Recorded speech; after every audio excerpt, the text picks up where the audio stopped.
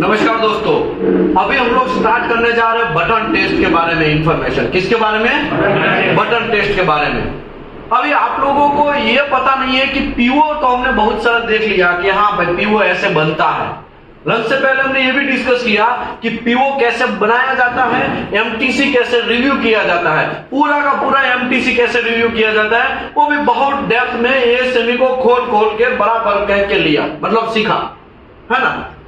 अभी हम लोग डिस्कस करने जा रहे हैं कि पीओ कैसे बनाते हैं और आपको कैसे पीओ के हिसाब से चेक करना है। ये बातें बहुत छोटी छोटी है लेकिन बहुत डेंजरस चीज है। ये बातें एकदम छोटी छोटी है लेकिन आपको समझना पड़ेगा एकदम डेप्थली। तो चाचा थोड़ा देख लीजिए, आगे बढ़ते हैं। देखो ये बटन टेस्ट, मेरे हाथ में जो बटन टेस्ट है वही बटन टेस्ट यहाँ पे दिखाया गया है। ऐसा ही है ना कि कुछ वारी उल्टा है? ऐसा ही है ना। देखो ध्यान से देखिए इस बटन को, ये वही बटन है, बटन टेस्ट। तो आइए हम लोग स्टार्ट करते हैं बटन टेस्ट। सबसे पहले आपके पास ये इलेक्ट्रोड है। क्या है? ये इलेक्ट्रोड समझ लो 7018 का है। किसका है? अभी 300 टन आपके कंपनी के अंदर आया। कितना टन आया? अभी आपका ड्यूटी क्या बनता है? वो चेक करने का। अभी सबसे पहले आप क्या चेक करेंगे? पीओ चेक करेंगे। क्या चेक करेंगे? ओ चाचा आप क्या चेक करेंगे? परचेज ऑर्डर चेक करेंगे, हैं? उसके बाद आप टेस्ट सर्टिफिकेट चेक करेंगे, इसके बाद एडिशनल रिक्वायरमेंट चेक करेंगे, डायमेंशन रिपोर्ट वगैरह सब चेक करेंगे।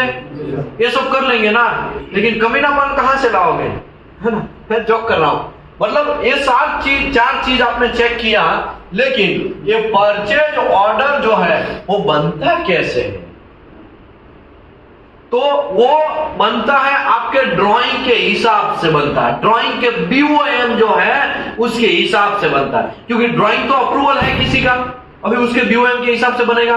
अभी परचेज ऑर्डर के ऊपर ही सभी पैसे का खेल रहता है। अभी मुझे ये बोलो, परचेज समझ लो आपको ये इलेक्ट्रोड खरीदना है तो परचेज डिपार्टमेंट क्या करेगा? परचेज डिपार्टमेंट सबसे पहले इसका एएसएमई सेक्शन 2C ओपन करेगा। क्या करेगा? क्या चेक करेगा? एएसएमई सेक्शन 2C ओपन करेगा। वहां पे परचेज का इंस्पेक्शन का क्वालिटी लिखा होगा, इंस्पेक्शन टेस्ट प्लान का क्वालिटी लिखा होगा। फॉर एग्जाम्पल ये जो है level of testing of consumable, किसकी बात चल रही है? Level of testing of consumable. कौन से लेवल का इंस्पेक्शन करना है, कौन से लेवल का टेस्टिंग करना है? ज्यादा टेस्टिंग करना होगा तो पीओ ज्यादा पैसे का बनेगा, कम टेस्टिंग करना है तो पीओ कम पैसे का बनेगा। तो ये मैं आपको समझाने जा रहा हूं। तो एएसएमई सेक्शन 2C एसएफए 5.01 क्या है? यहां पे लिख दूं, एक बार लिखता हूं, ASME section 2C SFA 5.01 recruitment and requirement के लिए है। ठीक है, 5.01 है। मतलब एएसएमई का तो हमारा, मैं बोला ना कि हमारा गीता, बाइबल और कुरान जो भी है वो हमारा एएसएमई, वही हमें रोजी रोटी मारने वाला है, रोजी रोटी देने वाला है ना। तो ये जो एएसएमई है उसका पहला ही चैप्टर है, ये चैप्टर का नाम है एसएफए 5.1। हम लोग चैप्टर बोलते हैं, ये लोग आर्टिकल या तो फिर एसएफए बोलते हैं। ठीक है, एसएफए 5.1 उसमें ये इलेक्ट्रोड जो है उसका कौन सा टेस्टिंग है वो लिखा है। इसमें शेड्यूल लिखा है। क्या लिखा है? भाई आपको आपको ये 300 टन के इलेक्ट्रोड चाहिए, किसके हिसाब से चाहिए? शेड्यूल 1 या एफ के हिसाब से चाहिए, शेड्यूल 2 के हिसाब से चाहिए, शेड्यूल 3 या तो एच के हिसाब से चाहिए, शेड्यूल 4 या आई के हिसाब से चाहिए, शेड्यूल 5 या जे के हिसाब से चाहिए, शेड्यूल 6 या जे के हिसाब से चाहिए, किसके हिसाब से चाहिए? तो अगर पीओ के अंदर ऐसा लिखा है कि भाई मुझे शेड्यूल 1 के हिसाब से इलेक्ट्रोड चाहिए, और ये किसको बोलेगा? किसको बोलेगा? जो लोग इलेक्ट्रोड मैन्युफैक्चरिंग करने वाले हैं उसको। वो परचेज ऑर्डर में वो ऐसा लिखेगा। इसका मतलब क्या हुआ? इसका मतलब ये हुआ मैन्युफैक्चरर स्टैंडर्ड टेस्टिंग शेड्यूल। भाई आप अपने हिसाब से बना लो, हमें कोई मतलब नहीं है, आप बनाओ, हम सेटिस्फाइड। बात समझे? ऐसा होता है ना, हम टीवी लेने जाते हैं तो पहले से ही वो डिसाइड कर लेते हैं, हाँ भाई ये सैमसंग का हमको 15 इंच का ही लेना है, ऐसा डिसाइड कर लेते हैं ना। अभी मुझे बोलो, सैमसंग का टीवी में स्टैंडर्ड रिटर्न प्रैक्टिस अलग होगा बनाने का, दूसरा भी कोई कंपनी है उसका भी अलग होगा। वैसे ही ये जो इलेक्ट्रोड है, आप किसी के भी पास लेने जा रहे हैं, किसी के कोई भी कंपनी के पास जा रहे हैं, उसमें आपने पीओ के अंदर लिख दिया कि मुझे शेड्यूल 1 या शेड्यूल एफ के हिसाब से चाहिए, तो इसका मतलब पहले तो पीओ है ना, किसके पास जाएगा? पीओ में यहाँ पे बना लिया और यहाँ स्टैम्प मार दिया है, जीएम ने वगैरह सब साइन कर दिया, तो जिस लोगों को ऑर्डर मिला है, जो कंपनी हमको मैन्युफैक्चरिंग करके देने वाला है, उसके पास जाएगा। फॉर एग्जाम्पल 300 प्लान चाहिए था या 600 प्लान, जो भी XYZ प्लान चाहिए था, हमने किसको दिया था? पीओ नितेश भाई को दिया था, है ना। अब इस बार नया नाम लेते हैं, क्या नाम है सर आपका? हाँ, प्रॉब्लम नहीं है ना? अरे चमक जाओगे भाई, देखो कितना हंस रहे। परवेश भाई को हमने बोला कि भाई देख परवेश भाई, हमको आपकी कंपनी से 300 टन इलेक्ट्रोड E7018 का चाहिए। तो परवेश भाई बोलेंगे हवा में थोड़ी होता है, पहले पीओ तो दो, पीओ आएंगे तब हमका पैसा भी आएगा ना, तब हम काम स्टार्ट करेंगे ना, वरना आप आधा बनाएंगे फिर बोल जाएंगे है अभी तुमको नहीं परवेश भाई, वहां पे पैसा आपका ज्यादा था, उसका था इसके लिए मैंने उसको दे दिया, तो उसका तो आधा काम रुकेगा ना, आधा काम बिगड़ा ना। इसके लिए सबसे पहले पीओ, तो पीओ मेरी कंपनी क्या करेगी, अगर मैं उसको पीओ देने वाला हूं तो जीएम बीएम सबका साइन करवा के, क्वालिटी डिपार्टमेंट का सबका साइन करवा के फाइनल पीओ किसको? परवेश भाई को हैंड ओवर देगा। देखो भाई अभी आपको पीओ मिला, अब 300 टन हमको क्या चाहिए? इलेक्ट्रोड चाहिए। अभी देख लो आप, ठीक है। ओके, दूसरी बात, ये जो पीओ में लिखा है 24 मंथ के अंदर मुझे सभी पूरा का पूरा प्रोडक्ट दे देना है, तो वो 24, अभी परवेश भाई का planning department, XYZ department, education department, production department, QC department, design department सब लग जाएंगे, है ना। ओ चाचा, सब लोग काम में धंधे पे लग जाएंगे। अभी क्या होगा, परवेश भाई पहले तो पीओ देखेंगे ना, तो सबसे पहले किसके हिसाब से टेस्टिंग करना है वो चेक करेंगे, वो शेड्यूल 1 के हिसाब से। वाह, मजा आ गया। हमारा जो रूल्स एंड रेगुलेशन है, हमारी कंपनी जैसे बना रहा है, स्टैंडर्ड रिटर्न प्रैक्टिस है, उसी के हिसाब से आगे बढ़ो। तो इसका मतलब ये हुआ, समझ में आया। अगर पीओ के अंदर क्या लिखा है? 1F लिखा है। अगर पीओ के अंदर 2G लिखा है, 2 या तो फिर G ऐसा लिखा है, भाई हमें तो शेड्यूल 2 के हिसाब से 300 टन इलेक्ट्रोड चाहिए, तो इसका 2 का मतलब क्या हुआ, या तो G का मतलब क्या हुआ? Classification test from the product manufacturing within 12 month proceeding the purchase order. मैंने जिस दिन परचेज ऑर्डर बनाया, जिस दिन परचेज ऑर्डर बनाया, उसके विथिन 12 मंथ के अंदर ही प्रोडक्ट बनना चाहिए। मतलब पुराना वाला आप घोप नहीं सकते हैं। ऐसा होता है ना, बहुत सारा परवेश भाई के पास पुराना भी माल पड़ा होगा, 24 मंथ पुराना, फिर बोलेंगे हाँ हमारे पास है लेकिन ऐसा करके दे देंगे तो चलेगा। समझ में आया। लेकिन इसका पैसा क्या लगेगा? फ्रेश माल चाहिए। ऐसा होता है ना, हम लोग क्या बोलते हैं उसको? फ्रेश माल। देखो भाई एप्पल चाहिए हमको लेकिन फ्रेश माल चाहिए। कुछ लोग हंसने लगे, माल का नाम आया ना इसके लिए। मतलब मैं मटेरियल की बात कर रहा हूँ। अच्छा देखो भाई, इतने सारे स्टेट के लोग हैं, समझ लो भाई, माल मतलब ये मटेरियल, ठीक है। मैं इलेक्ट्रोड की बात कर रहा हूँ। किसकी बात कर रहा हूँ? कोई कंट्रोवर्सी में हमें फंसाने का नहीं, समझ में आया। क्योंकि आजकल बहुत सारे लोगों के लग गए हैं, विवेक भाई साहब का भी लग गया है ना, बहुत सारे लोगों के लग गई है। यूट्यूब में बहुत ध्यान रखना पड़ता है, समझ रहे हैं। यूट्यूब जब करते हैं ना, तब एक छप्पे से आपको देखना पड़ता है। राहुल गांधी के बारे में क्या बोले, मोदी के बारे में क्या बोले, अमित शाह के बारे में क्या बोले, अगर ज्यादा कुछ गड़बड़ कर दिया तो पिछवाड़े में घुसा देंगे वो, समझे। तो सब चीज देखना पड़ता है। तो ये जो माल 300 टन का है, परवेश भाई देखेंगे 2 के हिसाब से चाहिए। 2 का मतलब है भाई 12 मंथ के अंदर ही प्रोडक्ट बनाना है। अरे यार, अब तो नया फ्रेश माल बनाना पड़ेगा। तो वो क्या करेंगे? फ्रेश माल बनाएंगे। समझ में आया।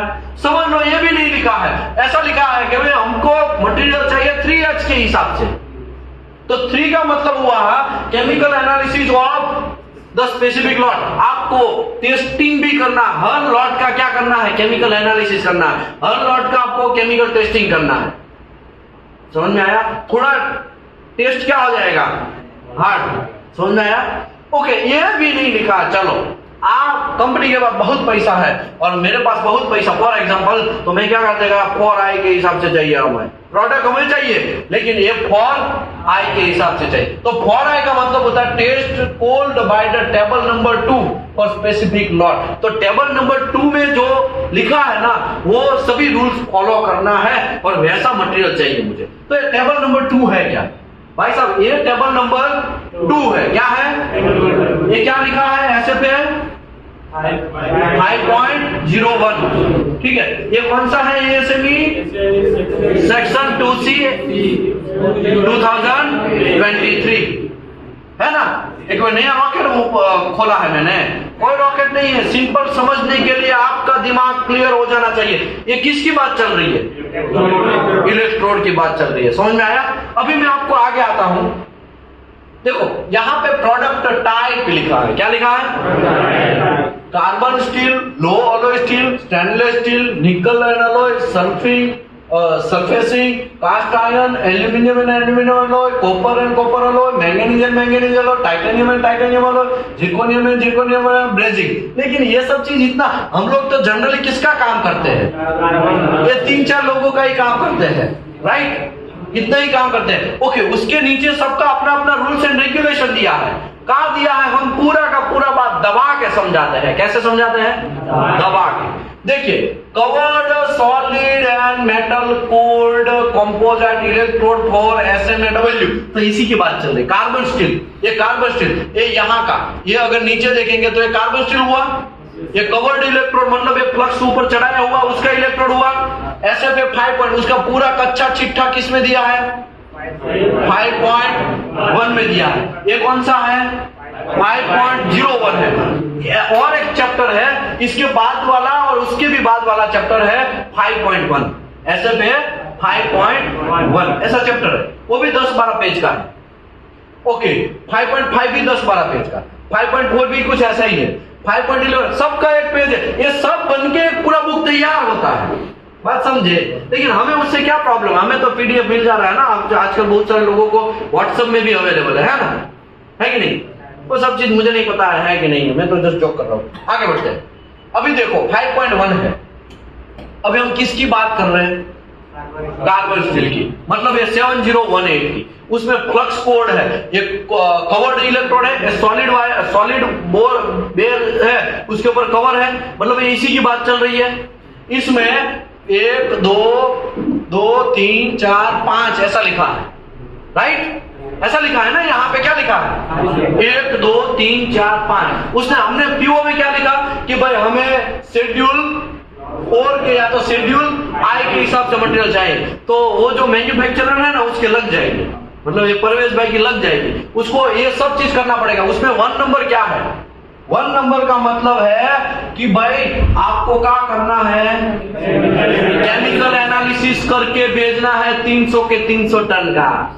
ओके, वहां पे दूसरा भी लिखा है, 2 नंबर भी लिखा है ना। 2 नंबर क्या है? उसको टेंसाइल टेस्ट भी करना है एक इलेक्ट्रोड का।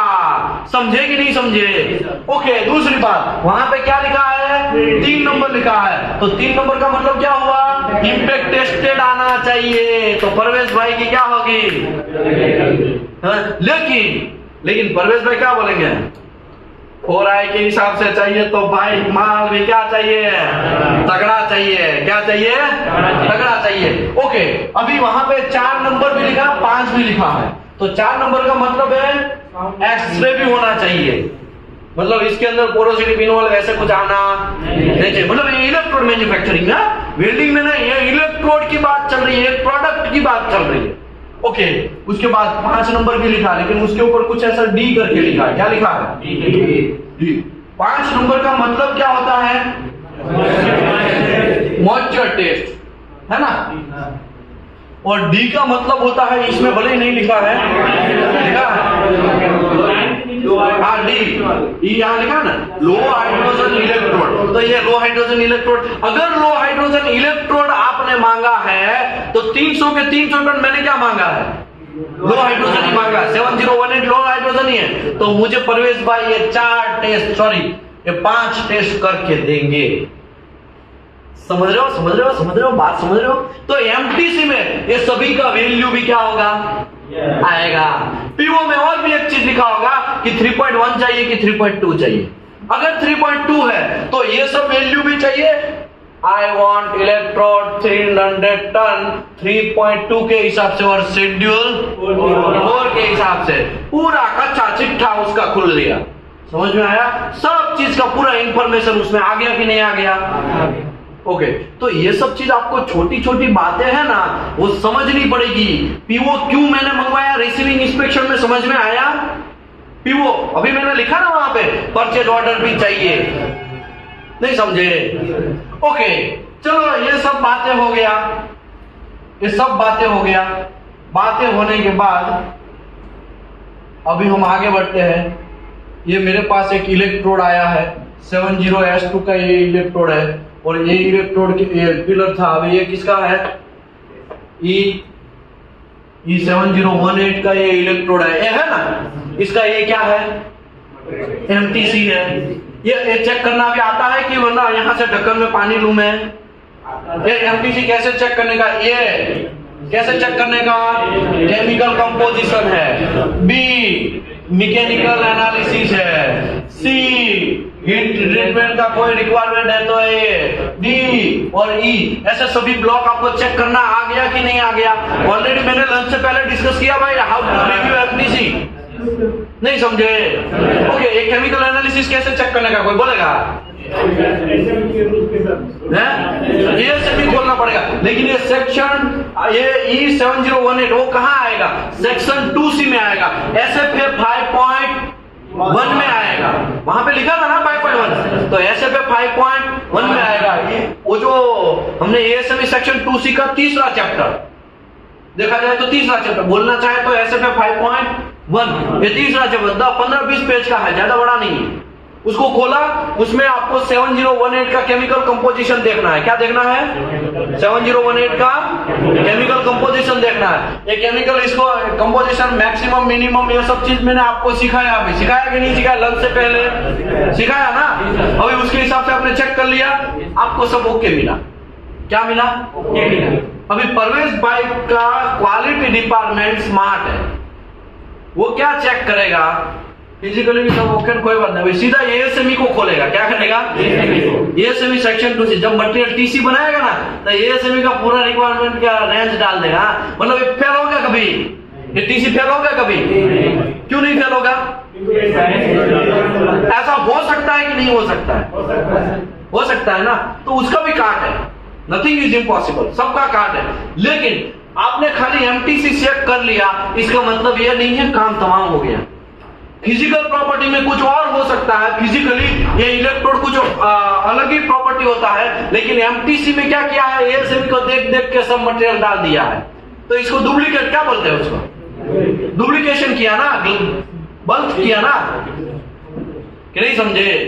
ऐसा हो सकता है। ओके, चलो आप ऐसा सोचेंगे, हमें उससे कोई मतलब नहीं, हम तो एमटीसी चेक किया, एएसएमई के हिसाब से मैच हो रहा है, एक्सेप्ट है। मतलब एक कागज पे एक्सेप्ट है, फिजिकली एक्सेप्ट है, फिजिकली एक्सेप्ट है। तो अभी आपको फिजिकली कैसे करने का, इसका आपको बटन टेस्ट बनाना पड़ेगा। क्या बताना पड़ेगा? समझाता है ना, मैं पूरा का पूरा समझाता है, सबको दबा के समझाता है। पहले ऊपर चली बातें कर देता हूं, फिर पढ़ेंगे, ठीक है? बटन टेस्ट कैसे बनाने का? देखो, आपको तो पता है 4i के हिसाब से है या व्हाटएवर, आपको थोड़ा डाउट जा रहा है केमिकल कंपोजिशन। वो उसने क्या किया होगा? परवेज भाई का क्वालिटी डिपार्टमेंट, परवेज भाई ने नहीं, वो तो कंपनी के मालिक है, उसके नीचे जो क्वालिटी डिपार्टमेंट है उसने क्या किया है? ऐसा करने का चांस है कि नहीं है? है कि नहीं है? अभी आप क्या करेंगे? कंपनी के अंदर 300 टन इलेक्ट्रोड आए, अभी आप उसका चेकिंग करेंगे। फिजिकली कोई फटा नहीं है, टूटा नहीं है, सब ओके है। अभी आप लॉट वाइज एक इलेक्ट्रोड लेंगे। क्या करेंगे? लॉट वाइज, सभी का तो चेक करेंगे नहीं, लॉट वाइज या बैच वाइज कुछ इलेक्ट्रोड लेंगे। कोई भी मटेरियल का, ये नीचे का पार्ट है ना, वो कोई भी मटेरियल का आप ले सकते हैं। वहां पे लिखा है, वो लिखा है, मैं सब समझाएगा, लिखा हुआ बाद में समझाएगा, पहले वर्बली समझा देता हूं ताकि आपका दिमाग में कोई कंफ्यूजन जनरेट ना हो। चाचा कहां गए? क्या नाम है आपका? साहिद। साहिद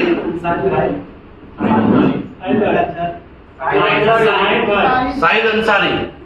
वाह अंसारी भाई, देखिए ये इलेक्ट्रोड का टुकड़ा लिया, सॉरी ये वेल्ड प्लेट का टुकड़ा लिया, उसके ऊपर इसको क्या करेंगे, ऐसा करके वेल्डिंग मरवाएंगे, ये 7018 का वेल्डिंग हो जाएगा। इसके बाद इस ये सब बन गया, वो ठंडा भी हो गया। इसके बाद इसके ऊपर हम PMI करेंगे, क्या करेंगे, पॉजिटिव मटेरियल आइडेंटिफिकेशन, कहा बोलेंगे उसको, पॉजिटिव मटेरियल आइडेंटिफिकेशन। PMI में है ना मशीन आता है, ऐसा PMI मशीन में आपको शायद मशीन यहाँ पे है तो दिखाता हूं ताकि कंफ्यूजन ना हो, दिखाता है, रुको जरा।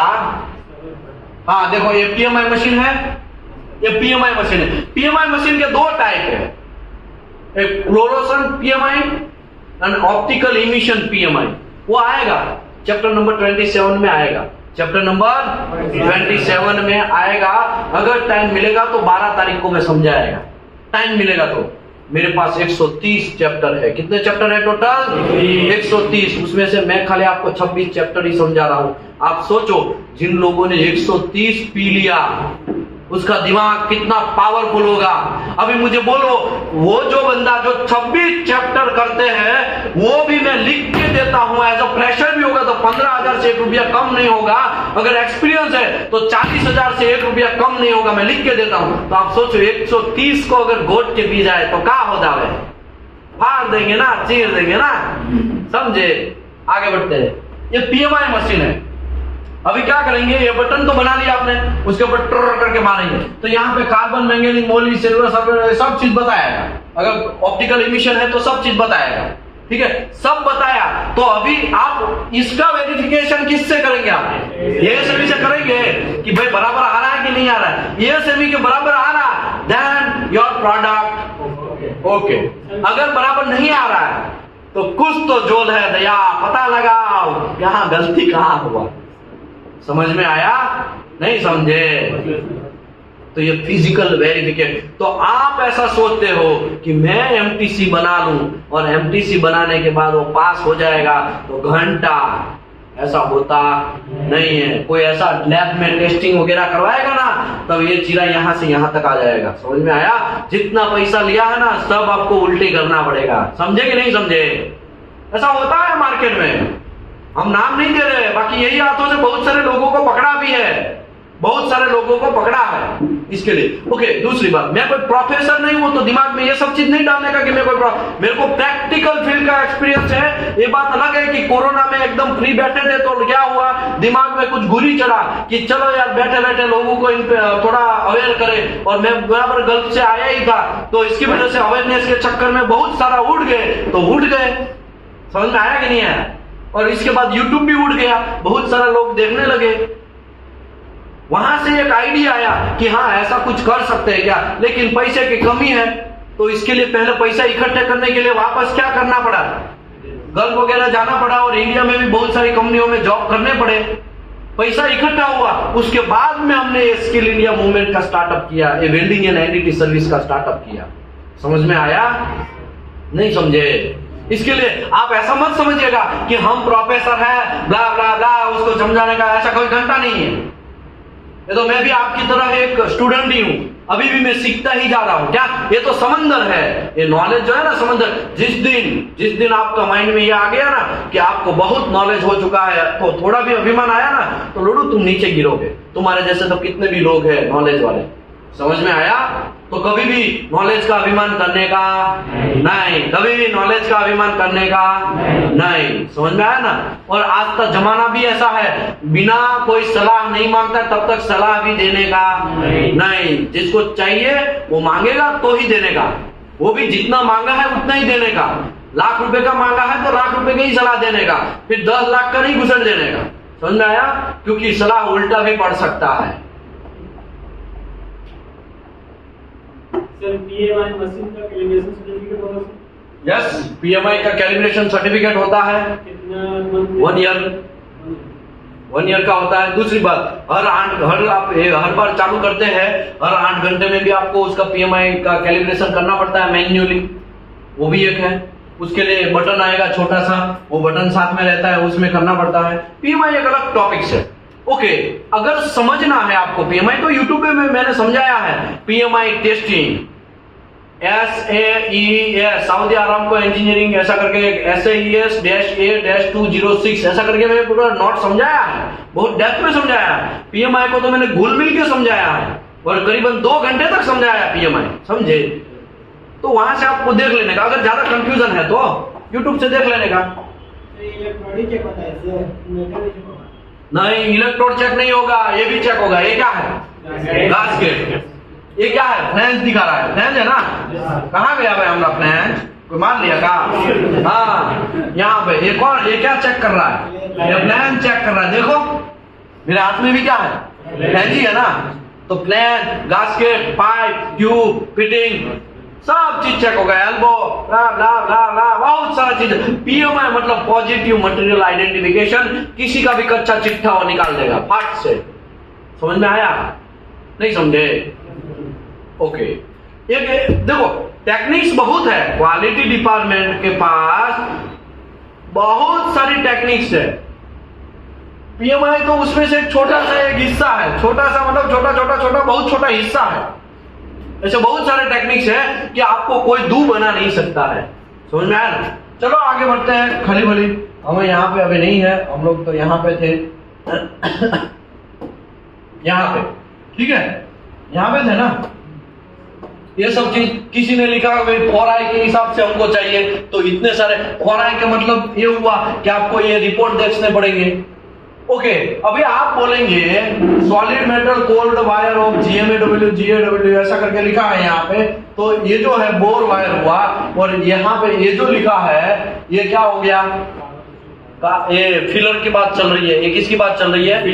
फिलर की। मेरे हाथ में जो फिलर है ना उसकी बातें चल रही है, तो ये भी आपको देखना है। SAW की बातें चल रही है, तो एक SAW का भी मेरे पास फिलर है, SAW का फिलर है, वायर वेल मेटल फुल, तो उसकी बात चल रही है।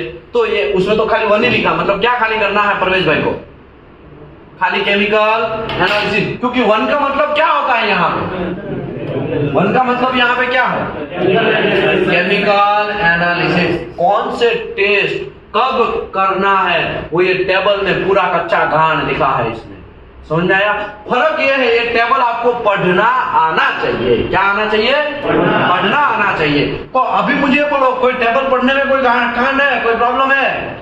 अभी लो स्टील के इलेक्ट्रोड होंगे तो इतने सारे टेस्ट चाहिए। अगर वो GTAW, GMAW, GTAW का वगैरह लो एलॉय के होंगे तो इतने सारे टेस्टिंग चाहिए।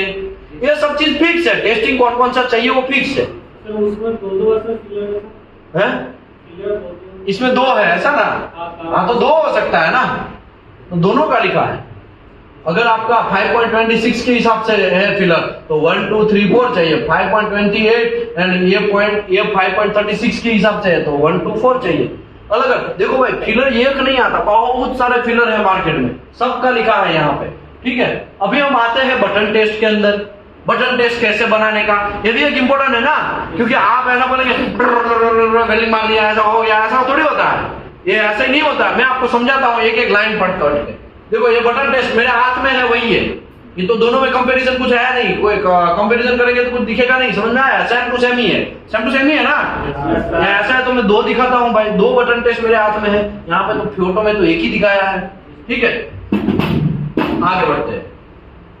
The minimum complete pad size shall be at least 4 layer of the height। तो यहाँ पे मिनिमम हाइट कितना होना चाहिए?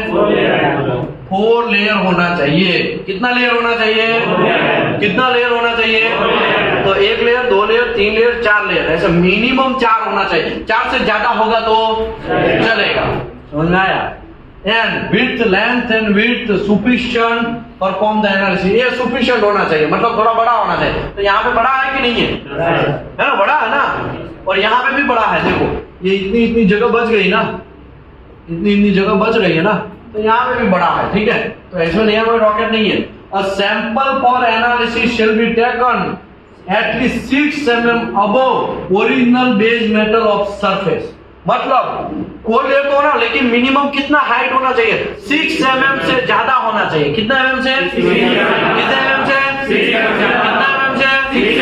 6 mm मेटल से ज्यादा होना चाहिए। अभी नॉट क्या है?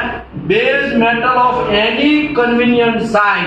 बेस मेटल मतलब ये नीचे का जो है ये क्या है? बेस मेटल है। ये जो है वो बेस मेटल है। क्या है? Base metal. Base metal any convenient size, कोई भी साइज का आप ले सकते हैं। Okay, any type of specified table for shall be used in base metal of weld plate. आप कोई भी टाइप का वेल्ड मेटल का बेस प्लेट ले सकते हैं। दूसरा क्या लिखा है? Surface of the base metal on which the filler metal is to be deposited shall be clean। तो जब ये वेल्डिंग आप मारना स्टार्ट करते हैं, डिपोजिट करना स्टार्ट करते हैं, तो वो सरफेस कैसा होना चाहिए? क्लीन होना चाहिए। वहां पे डस्ट, ऑयल, ग्रीस वगैरह सब होना नहीं चाहिए, वरना उसका केमिकल भी किसमें आएगा? मेटल के अंदर आएगा। और बोलेंगे साहब कार्बन ज्यादा आ रहा है, तो लोड ज्यादा ही आएगा। तो क्यों? क्योंकि वहां पे ऑयल, ग्रीस वगैरह सब चीज पड़ा था, उसके कार्बन मिक्स नहीं होंगे उसमें। समझ में आया? नहीं समझे? तो जब ये आप मारते हैं, बटन टेस्ट स्टार्टअप करते हैं, तब आपको नीट एंड क्लीन होना चाहिए बेस मेटल का सरफेस। तीसरा, द पेड़ shall be welded on the flat position. आपको फ्लैट पोजीशन में मारना है, ऐसा सीधा। ऐसा ना हो कि ऐसा और ऐसे ऐसे मारे। ये ओवरहेड पोजीशन बोलते हैं। क्या बोलते हैं उसको? क्या बोलते हैं उसको? क्या बोलते हैं उसको? क्या बोलते हैं उसको? ओवरहेड में मारने का नहीं। कौन से पोजीशन में मारने का? फ्लैट पोजीशन में वेल्डिंग मारने का। समझ रहे हो? समझ रहे हो? समझ रहे हो? फकत अली भाई समझ रहे हो ना? The pair shall be welded on a plate position with a successive layer to obtain diluted with the weld metal. Weld metal properly diluted हो वैसा। चौथा, one pair shall be welded for each type of current shown in table 4। तो जो current का requirement है वो आपको table 4 यहाँ का है, तो उसमें ऐसा लिखा अगर ये डाया का होगा तो इतना करंट लेना, ये डाया का होगा तो इतना करंट लेना। ये कहाँ पे लिखा है? ये SFA 5.1 है। क्या है ये? 5.1। तो उसमें भी एक टेबल 4 है, वहां पे लिखा हुआ है वैसे ही करंट लेना है। ठीक है? Current and voltage and except those the classification identify by the DCEN blah blah blah, ये सब चीज लिखा। आगे बढ़ते हैं। अभी क्या लिखा? पांचवा, the number and size of the bead in. अभी मैं ये क्यों आपको समझा रहा हूं पता है? जब आप सऊदी अरबिया में जाएंगे ना, तो ये चिरा यहां से यहां तक आ जाएगा, फट जाएगी। समझ में आया? हमको वेल्डिंग टेस्ट नहीं आता है, ऐसा बोल के बैठोगे ना एज ए वेल्डिंग इंस्पेक्टर, तो आपकी फट जाएगी। फट तो जाएगी, साथ में आपकी कंपनी में इमेज भी खराब होगी, साथ में आपका सैलरी भी शायद कम हो जाए। समझ में आया? इसके लिए मैं जो आपके अंदर, सब लोग के अंदर है ना, गल्फ कंट्री के इंजीनियर देख रहा हूँ। मैं क्या देख रहा हूँ? गल्फ कंट्री में। आप बोलेंगे ऐसा तो भाग्य ही हमारा कहाँ, हम तो यहाँ पे ये खाने में ही बिजी रहते हैं, ऐसा भाग्य कहाँ बाहर जाने का, है ना? ऐसा करके ऐसा नहीं है। 1 साल के बाद मैं लिख के देता हूं, सभी लोग जिसको अगर जाना ही है वो डेफिनेटली जाएंगे। क्योंकि यहाँ पे मोस्ट ऑफ लोग कैसे आते हैं? गल्फ में जाने वाले ही आते हैं कि हमको गल्फ में जाना है। सब लोग सर हम तो फ्रेशर है। और कुछ तो लोग देखो मार्च में बैच वाले, कौन सा था? कौन गया? में बैच वाला कौन था? कौन सी बैच थी आपकी? 5 मई से वो पट के गया था, अभी वापस यहाँ पे क्यूसी करने के लिए आया, तो उसको शौक है का क्यूसी करने का।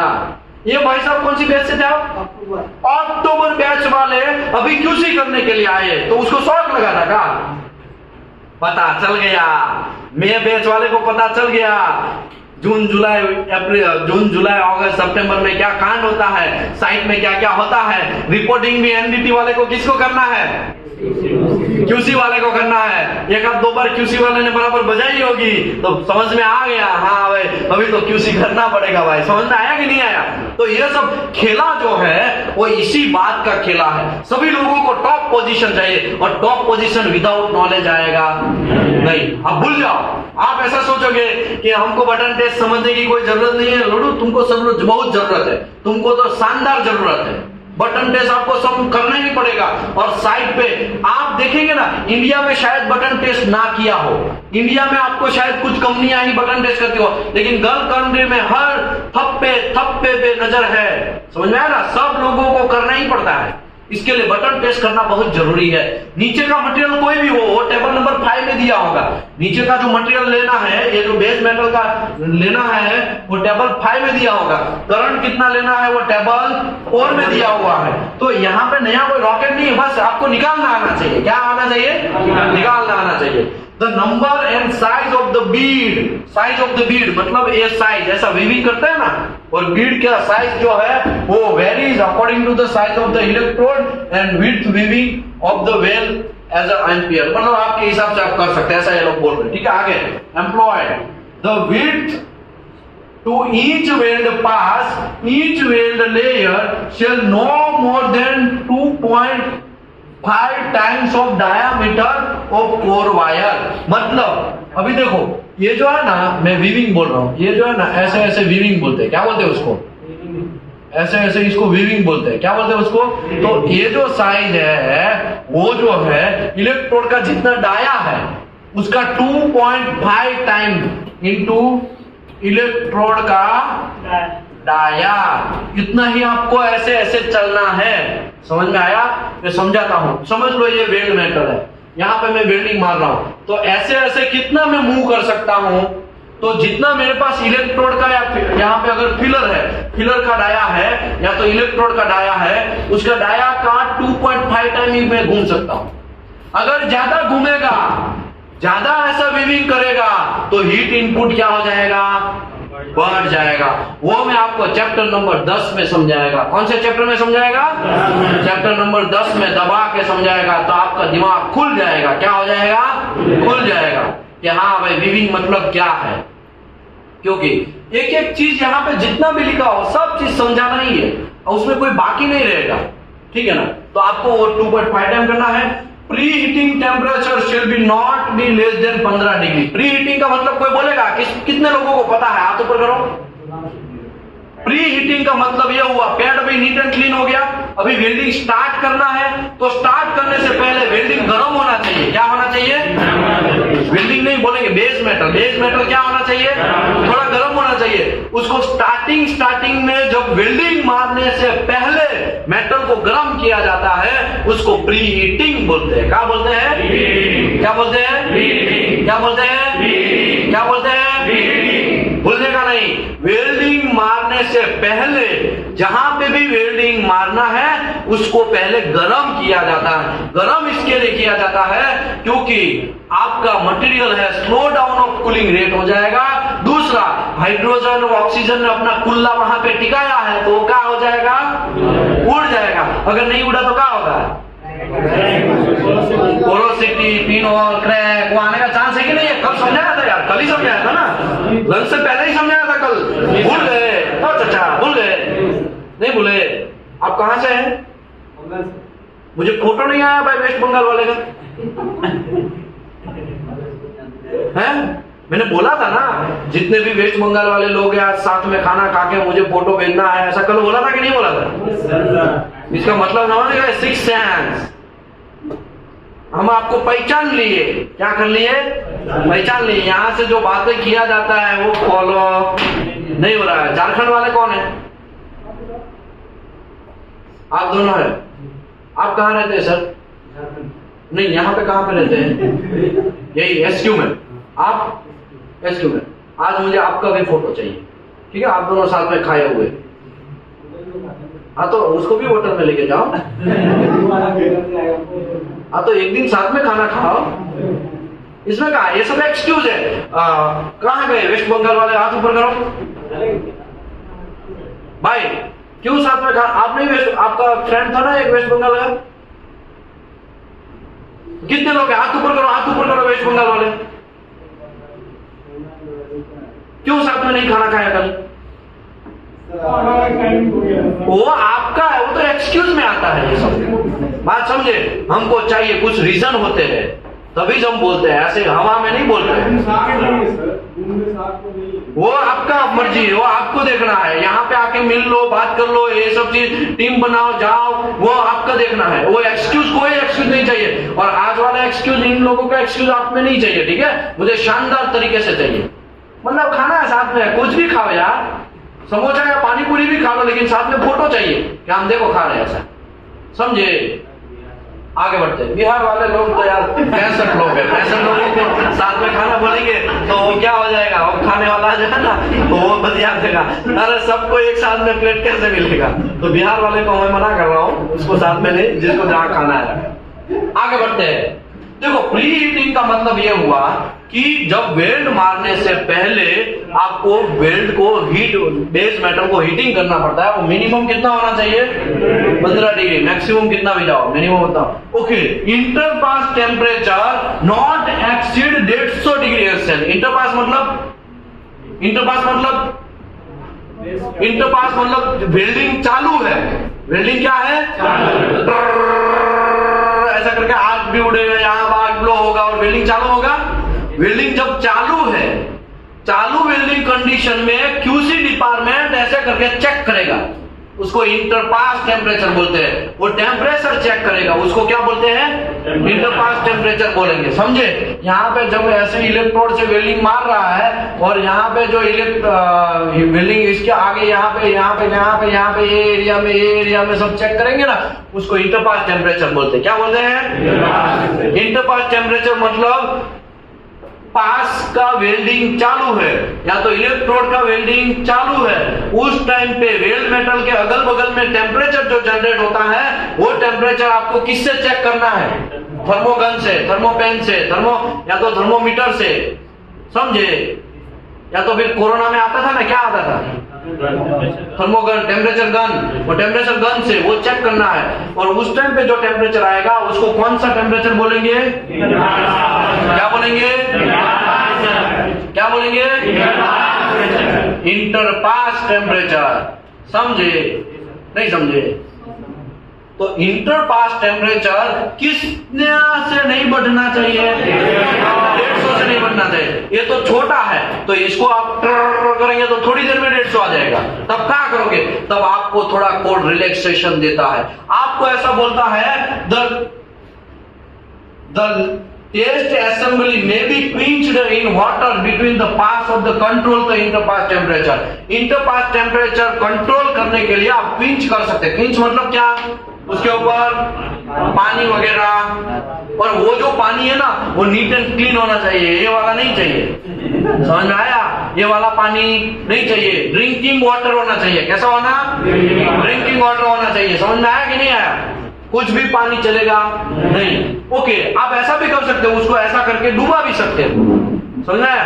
ऐसा क्यों करने का?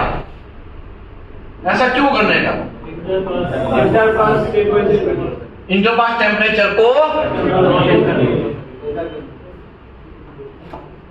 टेम्परेचर को कंट्रोल करने के लिए, क्योंकि आप वेल्डिंग मारोगे ना ऐसा, एक थोड़ी देर में आपका टेम्परेचर क्या हो जाएगा? हाई हो जाएगा, 150 से भी ज्यादा हो जाएगा। समझ में आया? नहीं आया? पानी तो हाइड्रोजन होता है, पानी तो हाइड्रोजन होता है ना, लेकिन 300 वो यहाँ पे टेम्परेचर बहुत ज्यादा होगा, वो उड़ जाएगा। वो क्या कर लेगा?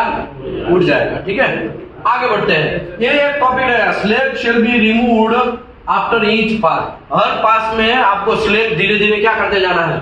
रिमूव करते जाना है, और तब जाके बटन टेस्ट, ये मेरे हाथ में है ना, ध्यान से देखिए इस बटन को, तब जाके बटन टेस्ट बनता है। और उसके बाद आपको क्या करना है? आपको पीएमआई करना है, और वो पीएमआई के हिसाब से आपको पीएमआई का जो ऊपर रिजल्ट आया है स्क्रीन के ऊपर, वो स्क्रीन के ऊपर किसके साथ मैच करना है? एमटीसी के साथ मैच करना है। वो किसके साथ मैच करना है? एएसएमई के साथ मैच करना है। तो इसको बोलते हैं बटन टेस्ट। कितने लोगों को ये बटन टेस्ट पता था पहले से? कितने लोगों को पता था? किसी को भी पता नहीं था? ओ भाई साहब, किसी को भी पता नहीं था क्या?